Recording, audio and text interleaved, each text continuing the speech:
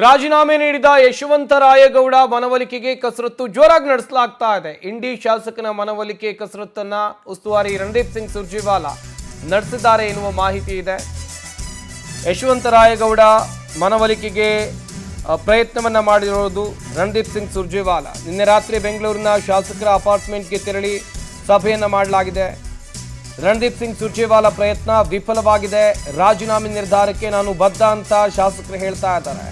ಕಳೆದ ಚುನಾವಣೆಯಲ್ಲಿ ನೀವೇ ನನಗೆ ಭರವಸೆಯನ್ನ ಕೊಟ್ಟಿದ್ರಿ, ಈಗ ಮಂತ್ರಿ ಸ್ಥಾನಕ್ಕೆ ನನ್ನ ಹೆಸರು ಪರಿಗಣಿಸದೇ ಇರುವುದಕ್ಕೆ ಕಾರಣ ಏನು ಅಂತ ಕೇಳಿದ್ದಾರೆ.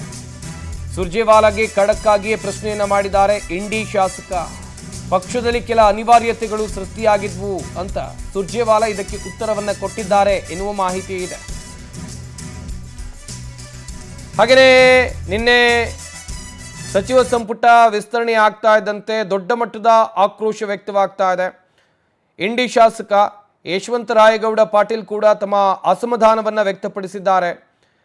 ಇನ್ನೊಂದು ಕಡೆಯಲ್ಲಿ ರಣದೀಪ್ ಸಿಂಗ್ ಸುರ್ಜೇವಾಲಾ ಇವರ ಮನವೊಲಿಸುವಂಥ ಪ್ರಯತ್ನವನ್ನು ಮಾಡಿದ್ರೂ ಕೂಡ ವಿಫಲ ಆಗಿದೆ ಎನ್ನುವ ಮಾಹಿತಿ ಇದೆ. ಈಗಾಗಲೇ ಅವರ ಮನವೊಲಿಕೆಯ ಪ್ರಯತ್ನವನ್ನು ರಾಜ್ಯ ಕಾಂಗ್ರೆಸ್ ಉಸ್ತುವಾರಿ ರಣದೀಪ್ ಸಿಂಗ್ ಸುರ್ಜೇವಾಲಾ ಅವರಿಂದ ಆಗಿದೆ.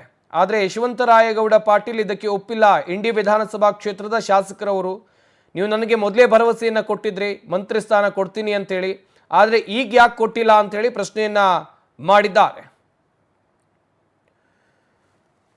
ನಿನ್ನೆ ರಾತ್ರಿ ಬೆಂಗಳೂರಿನ ಶಾಸಕರ ಅಪಾರ್ಟ್ಮೆಂಟ್ಗೆ ತೆರಳಿ ಸಭೆಯನ್ನ ಮಾಡಲಾಗಿತ್ತು. ಆ ಸಂದರ್ಭದಲ್ಲಿ ಯಶವಂತರಾಯಗೌಡ ಪಾಟೀಲ್ ಡೈರೆಕ್ಟ್ ಆಗಿ ಕೇಳ್ತಾರೆ ಸುರ್ಜೇವಾಲಾ ಬಳಿಯಲ್ಲಿ, ಯಾಕೆ ಕೊಟ್ಟಿಲ್ಲ ನನಗೆ ಮಂತ್ರಿಗಿರಿ ಅಂತೇಳಿ. ಆದರೆ ಈ ಪ್ರಶ್ನೆಗೆ ಉತ್ತರವನ್ನು ಕೂಡ ಸುರ್ಜೇವಾಲಾ ಕೊಟ್ಟಿದ್ದಾರೆ ಎನ್ನುವ ಮಾಹಿತಿ ಇದೆ.